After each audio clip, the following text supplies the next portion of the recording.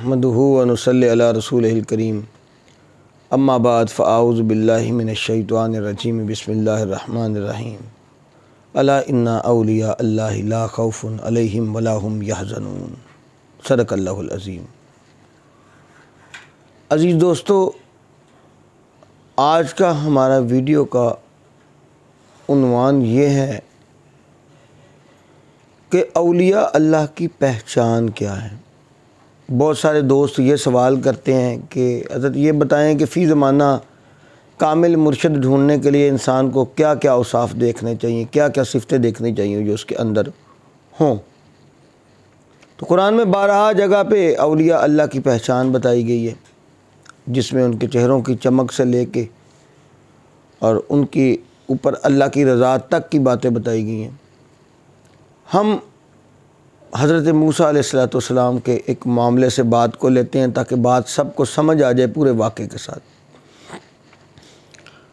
تو موسیٰ علیہ السلام ایک مرتبہ اللہ رب الکریم کی بارگاہ میں گئے تو اللہ نے فرمایا کہ موسیٰ، میرا ایک ایسا بندہ ہے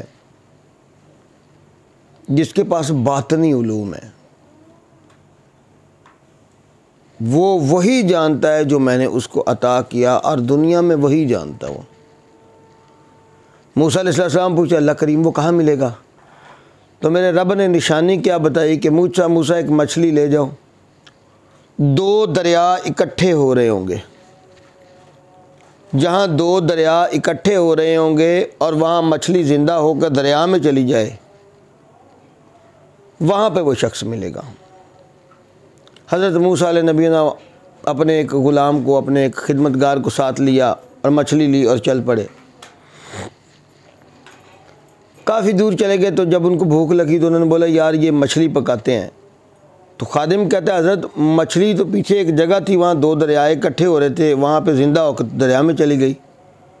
تو حضرت موسیٰ علیہ السلام اس سے ناراض ہوئے اور فرمایا کہ یہ کیا بات ہوئی، وہاں پہ بتانا تھا تم نے، وہی تو نشانی تھی جہاں پہ وہ بندہ ملنا تھا ہمیں، چلو اب الٹے پیر واپس چلو۔ جب واپس آئے اس مقام پہ آئے تو حضرت خضر علیہ السلام وہاں پہ تشریف فرما تھے۔ اب بات ہو رہی ہے اولیاء اللہ کی پہچان کے اوپر کہ اولیاء اللہ کیسے ہوتے ہیں۔ حضرت خضر علیہ السلام وہاں پہ موجود تھے۔ وہ علم جو اے موسیٰ وہ رکھتا ہے وہ کوئی نہیں رکھتا، جو میں نے اسے عطا کیا وہ کسی کو عطا نہیں کیا۔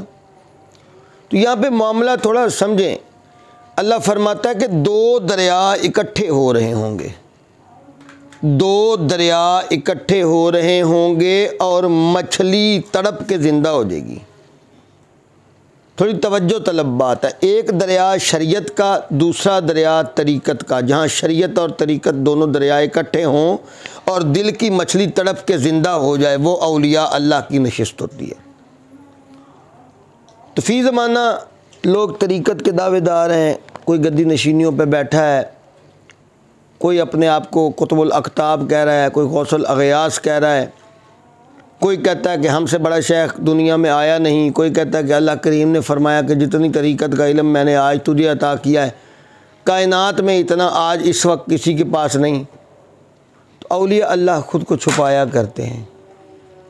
آج کل نظام کیا آ گیا کہ چادر پھینک کے کہتے ہیں جس جس نے مریدوں نے آ جاؤ۔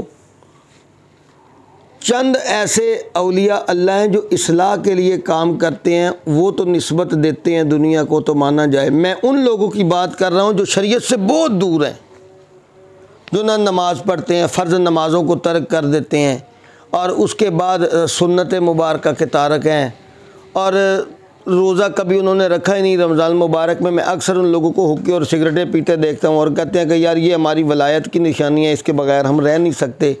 اب جس کو مرضی مان لو، اس میں کوئی بات نہیں، جس کو مرضی مان لو۔ ہماری بات یہ ہے کہ قرآن یہ بات بتا رہا ہے کہ جہاں 2 دریا اکٹھے ہوں اور مچھلی، دل کی مچھلی، اب ہم ایک سمجھ ہی لیتے ہیں نا وہاں سے، مچھلی زندہ ہو جائے تڑپ کے، وہ مقام ایسا ہے کہ وہ اللہ والوں کی محفل ہوتی ہے، وہ اللہ والوں کا مقام ہوتا ہے۔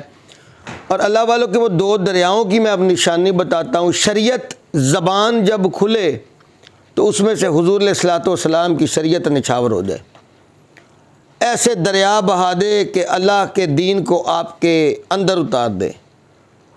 اور طریقت کا معاملہ کہ جب مرشد کی، کامل مرشد کی نگاہ پڑے، جدھر نظر پڑے تو مردوں کے دلوں میں بھی دھڑکنیں آ جائیں۔ تو کامل مرشد جب نگاہ مارے تو اللہ رب الکریم کے کرم اور اس کے انوار و تجلیات کو آپ کے اوپر ایسے گرا دے کہ جیسے گرانے کا حق ہے، مردہ دلوں کو زندہ کر دے۔ اللہ رب الکریم ہم سب کو اپنے اپنے مرشد کریم کے پڑھائے اسباق کو جاری رکھنے کی توفیق عطا فرمائے۔ جن کے پاس کامل مرشد کا ہاتھ نہیں، اللہ کریم انہیں کامل مرشد کا ہاتھ عطا فرمائے۔ وآخر دعوانا ان الحمدللہ رب العالمین۔